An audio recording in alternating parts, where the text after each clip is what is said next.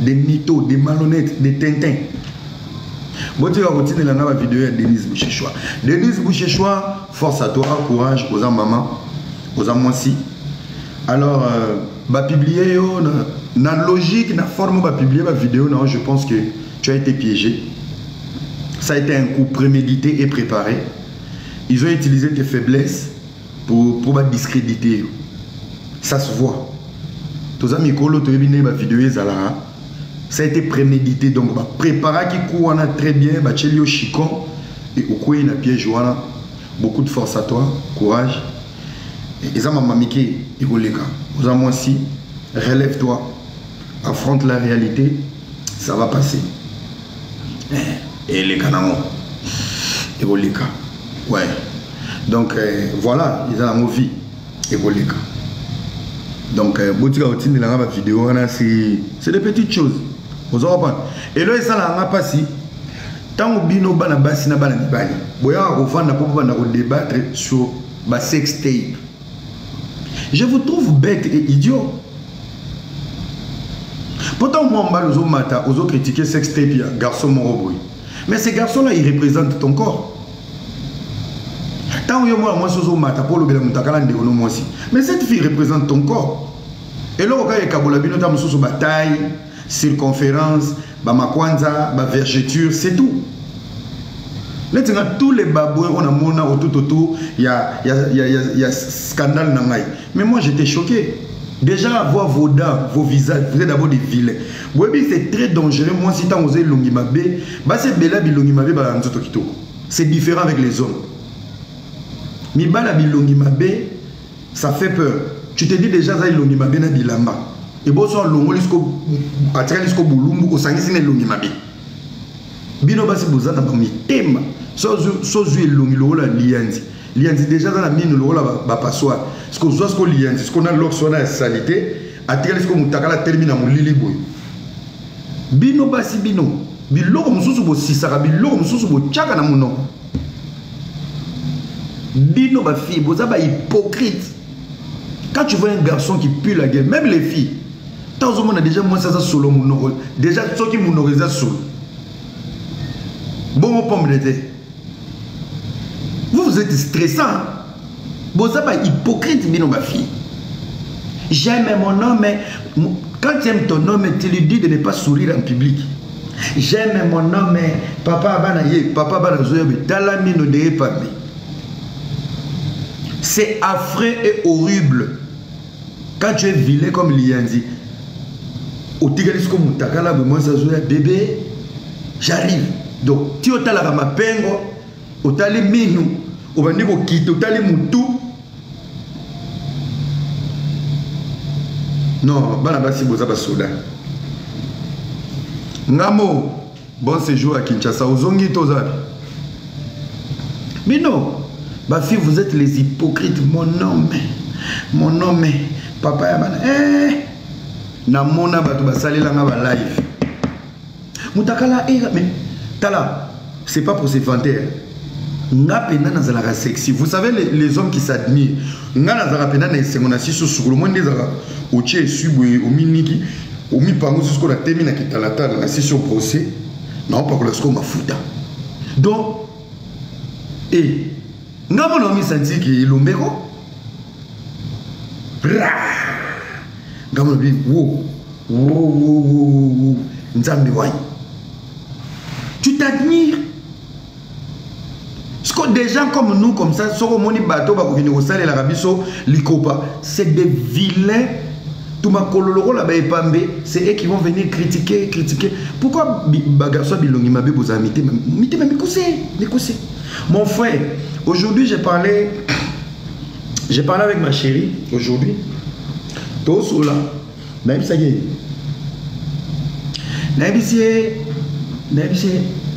Tu sais, dans la vie, hein, bien. Pour ça, la rassemblage, la beauté est universelle. Les goûts et les couleurs ne se discutent pas. Ça, c'est les couleurs. La vie d'un homme et le visage d'un homme ou d'une femme, ce ne sont pas des couleurs. Et on ne se marie pas avec une femme pour son physique, on regarde l'intérieur. 3D. Tu as un front rouge azadé. Quittez de vous consoler avec des phrases à la con.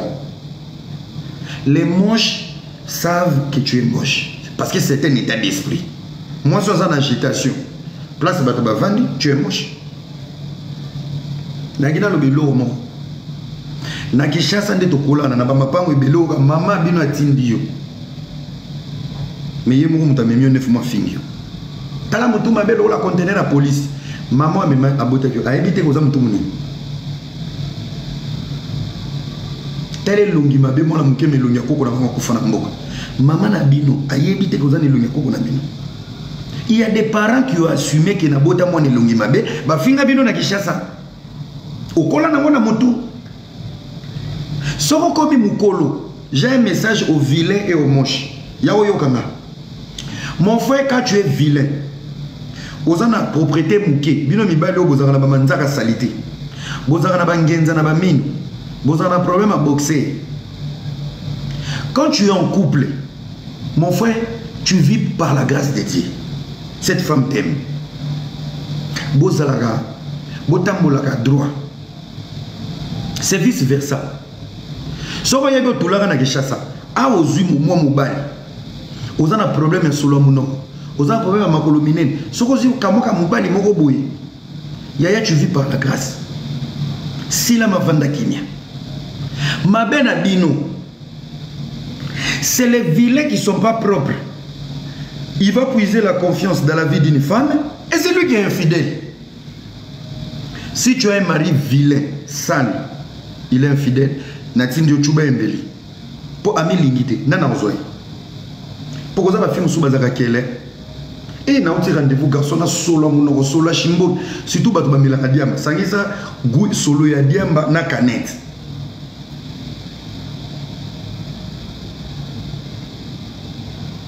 Oza vilain. Oza na zoua 150%. Oza na incompréhension 200%. Autant n'y peut mingité.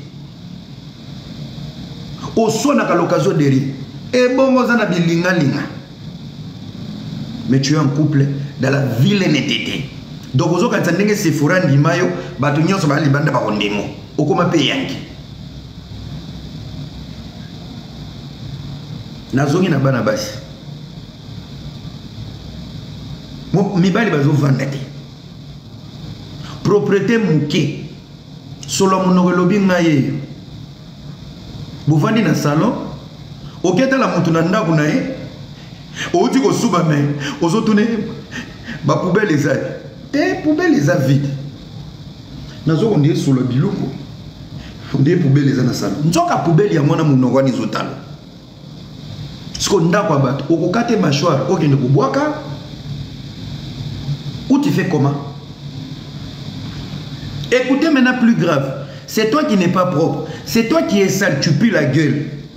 Et les colons ont yoka kalito bakisi impolitesse. C'est que bino bozara bandoki.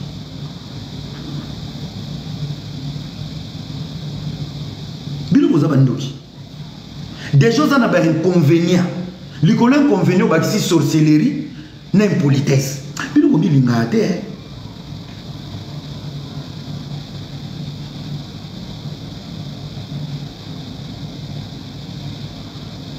Et c'est les gens des personnes qui sont aux toilettes à ce qu'on a raboté. Mbalamon a bassin. Bolambeni. Mon oreille me pension d'entraînement AVC.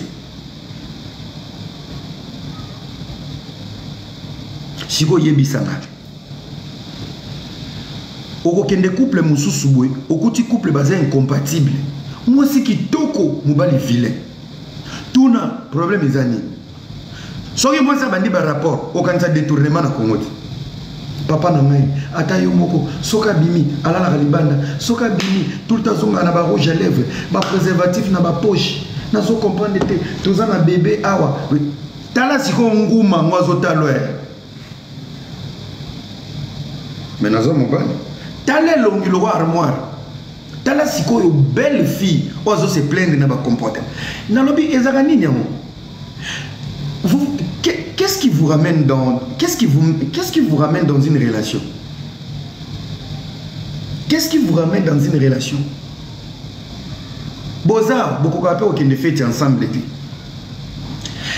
Il y a des couples bakabola. Soyez dans une invitation. Oh, il y a papier qui oh, madame qui tourne. Ba couple incompatible, mais bozo bota. Couple mobimba, moi c'est pas pour sexe mbalté, mobile est au sexe moi cité. Couple mobimba, boza na divertissement. Couple mobimba, boza na tana binoté. Couple mobimba, on l'a mis. Chauffeur ma deux, toza nzela tozo yana pichu. Sur 100% ya ba air na libala, 60% de divertissement, il faut pas ya baza. Boza on a pas commenté bosika. Pour bobala sekananda kuna bana na mwasi, il faut ba master ne baya. So ba master ne baya makelele bani na ndako ndo moni ke mobile no elonge fungami. So kaza ye moko. Mobutu. Des couples incompatibles. So question ami tuna. Pepo bobota. Bobota kana sia ba kwiti. Oui. Dans une relation, même le plaisir ne peut pas venir seul. Ce plaisir doit être activé. Pour tout ça, dans la réalité. Moi, si il y a maman, il faut excitateur. Donc, à ta outil douche, tu es incapable de savourer. Ah, moi, c'est un qui mais pendant moi, c'est des relations sans bisous. Mais à l'époque de 48 ans, de Soro Langwe, au Matelimé. Lélo. Yozo se plaindre, exaucer na classe azo travailler bien. Yo sentaka mamani na kwiti. Ocho mela diamba, oyo ofandi na salo, mampu ya kwiti, bobote exaucer. Okokanga nani ndoki. L'avenir d'un enfant dépend de l'environnement et de l'atmosphère des deux parents. Maman zo seka, yozo seka, bozo mela, bozo lango ensemble. Mais yo za kozo lango yo moko mama si alali, asi atali bostra, ami laleli. Yo tiozo ya kuno zo na mampu ya dream.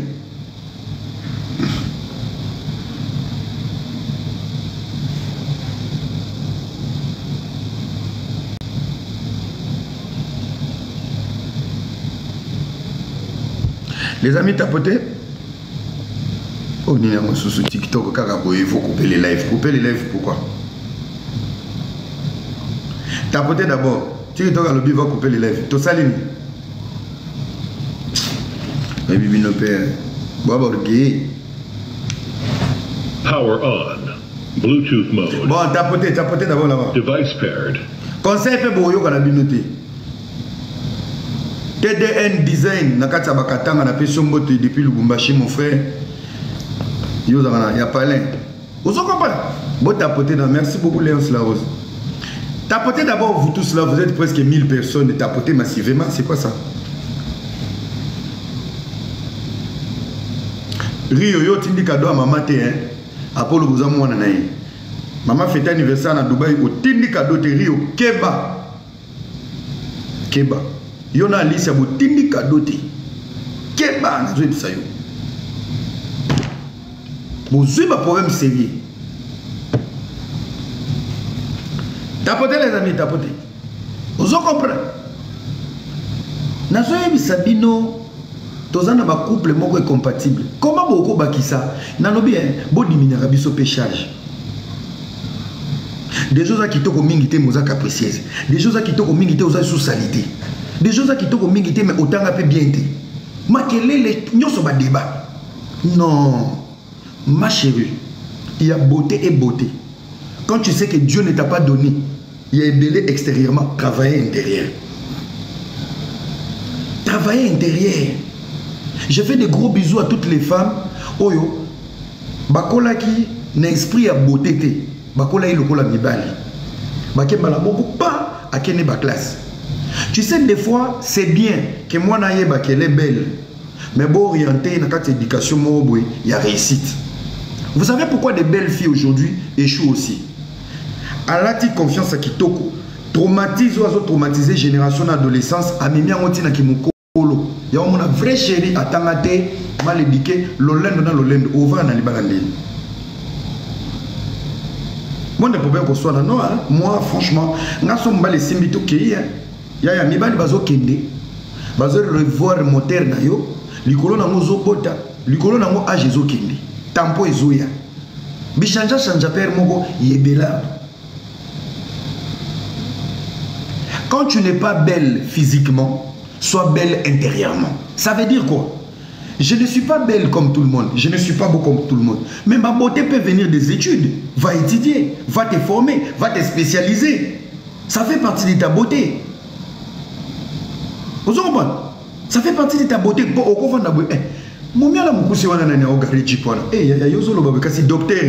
Automatiquement tu deviens belle. Bonjour docteur.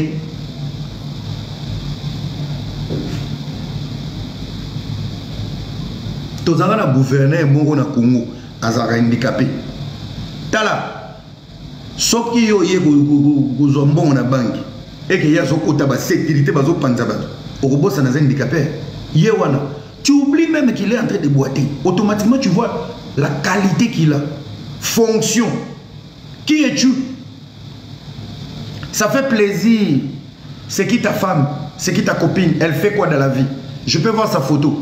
Photo est un mot flou. Mais elle est médecin. Elle est ceci. Ça fait partie d'une beauté. Apesio ya posote, mais apesio ya makambo.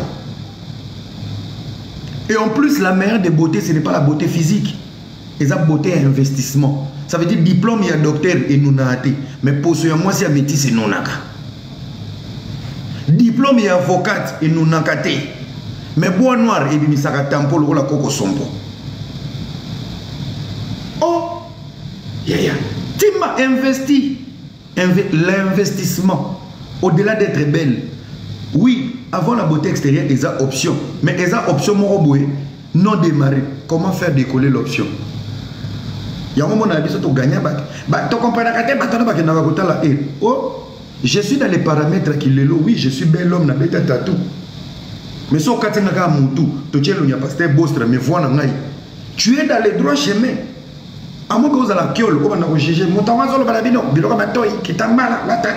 Quel est l'exemple? Quel est l'exemple?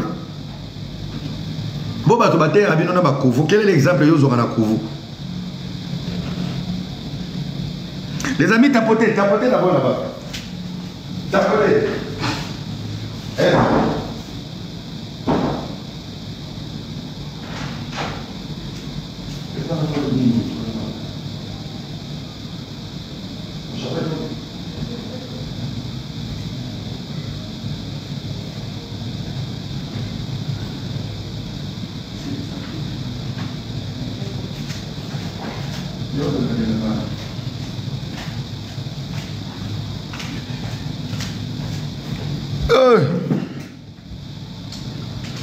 Dans le but tapote.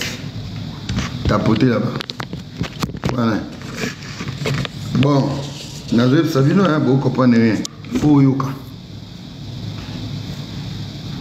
Vous comprenez? C'est très important. Faut l'investissement.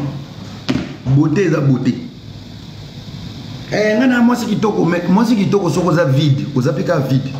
Parce qu'une femme qui n'a pas investi derrière sa beauté est une femme vide, est une femme à risque.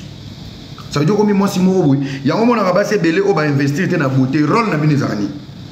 Qui est dans le clip, dans 5 ans, dans 10 ans, moi, c'est un moutou. En fait, quand tu n'as pas de rêves, le monde peut jouer avec ta beauté. Une femme qui n'a pas de rêves, le monde va jouer avec ta beauté, le monde va blaguer avec toi. Pourquoi? Tu as la proposition. Oui, tu combien? Tu oublies que cet argent, on va même pas un mot. Pour la matalana beauté, il y a un clip. Ah, ma singoulé. Ah, maman bana. Fit-il femme? La femme de quelqu'un. Ah, ma singoulé. Ah, ma singoulé. Oh, t'es au bandela. Il y a un poké au michanjo, il a dit sous string à blé. Oui. Make it rain, make it rain. C'est quand tu n'as pas de rêves, tu n'as pas de projets. Les comportements de la fille belée à Internet, c'est des filles qui n'ont pas des ambitions et des grands rêves.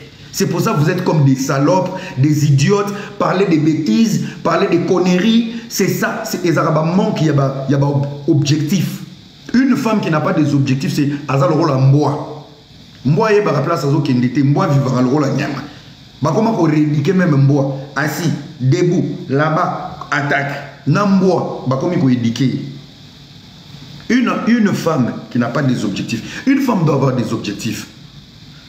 Qu'est-ce que je serai dans 5 ans? Qu'est-ce que je serai dans 10 ans?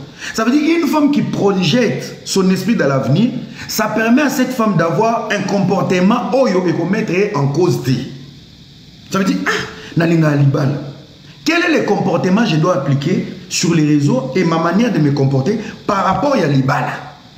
L'ibala ngo bala nanzete te na mobali. Quel est le langage que tu tiens en public vis-à-vis des hommes? Et quel est cet homme qui va honorer sa famille devant une salope, une fille mal éduquée? Il y a un souci. Il y a un souci. Boza ba responsable. En fait, bino boza ba responsable de téléchargement, il y a prière, il y a 10 ans.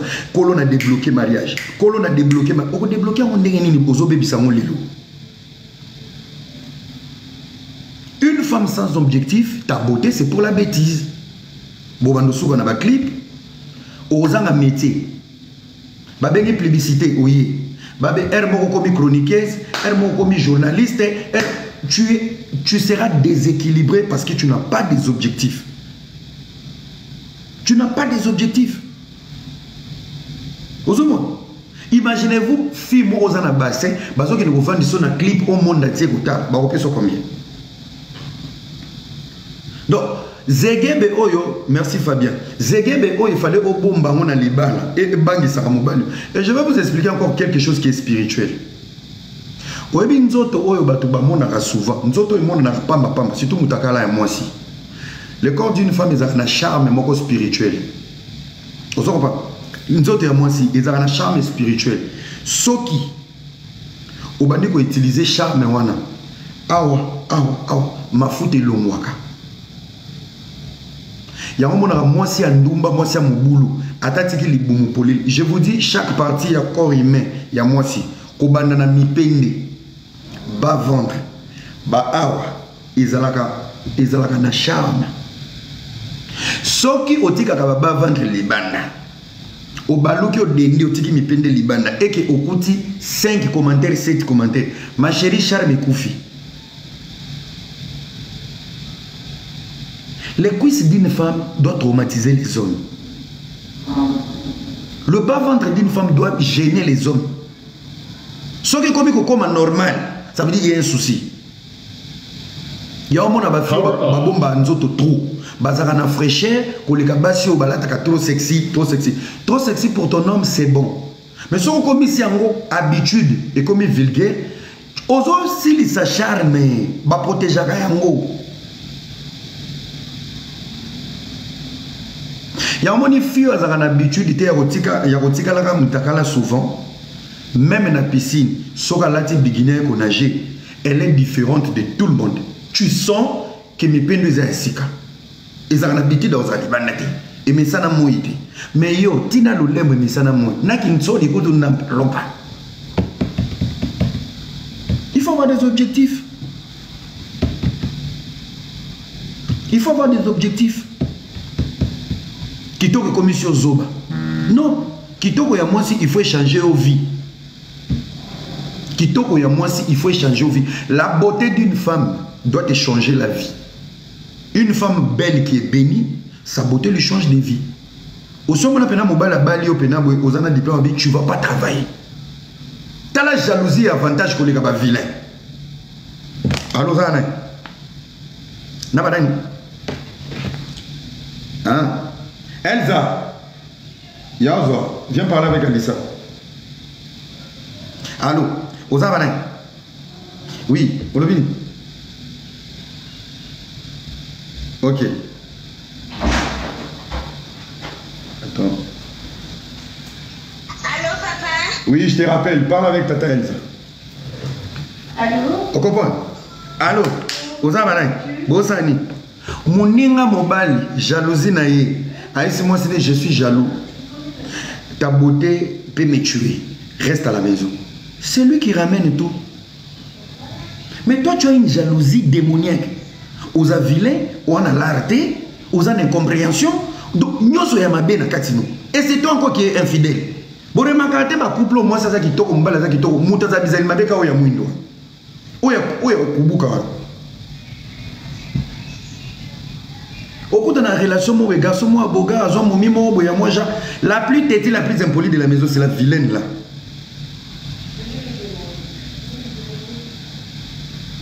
Il faut avoir des objectifs. Surtout pour moi, aussi. Il faut avoir. Qu'est-ce que tu voulais devenir? Bosé Belé, Sototoni Bafi, surtout Bafi Internet. Tu te vois comment dans 5 ans? Oso vivre le rôle à Niama. Les propos que tu dis aujourd'hui, tu ne connais pas les conséquences dans 5 ans, dans 10 ans. Bozo Botabana, le langage que tu tiens, tu ne connais pas les conséquences dans 10 ans. Voilà des femmes chaînes. Basi Bamboa. Basi Bamboa. Vous avez la projection d'avenir. Qui vous a dit les réseaux sociaux de te vendre à l'avenir? Ce n'est pas de l'avenir. Après un moment, tu as dit que mamie est là, Chantal Kanyembe bazalaka na TV. Les autres ont makelele. Mais dans 2 ans, qui va rester ici pendant 5 ans? Soyez bien au moment où vous avez dit, si 82 ans. Ça veut dire que vous pensez que tout le monde va rester ici? Non. Non, il faut avoir une pensée avancée. Ah, là, on est sur les réseaux sociaux, on profite des réseaux sociaux. Après, à un moment donné, les choses vont changer. Ça va demander, à un moment donné, se concentrer sur ta propre vie, envisager quelque chose. Donc, il faut avoir un calendrier. Vous ne pouvez pas vivre comme des animaux. Rendre comme le roi repas. C'est des conneries. C'est des conneries. C'est des conneries. L'imbécilité nourrit les imbéciles. L'imbécilité nourrit les imbéciles. Avenir les Okoma Moulili, Timba. Timba. Vous comprenez? Bokita Momoki. Basi Mbindo. Na moi, hein? Pourquoi tout le temps tu es sale mais tu es impoli? Donc, tu vas voir nous na mawa. Na solo lelo. Il y a des couples auxquels pena bo solo na bango toni bozo elani. Ah, yaya. Mobali nanga otalina mokamobali yango otalina mosi yo mobituni. Na lina tuna ndebo ya ko vanda ba couple mo bozo incompatible. Bosala nde. Moi une femme tu m'excites pas, je fuis. Je sais pas comment vous faites. Bino ba fi bozana zona mobali wali yandi. Na ndenga mabete azani mobali. Soko zue seka uta armée. Vous faites comment?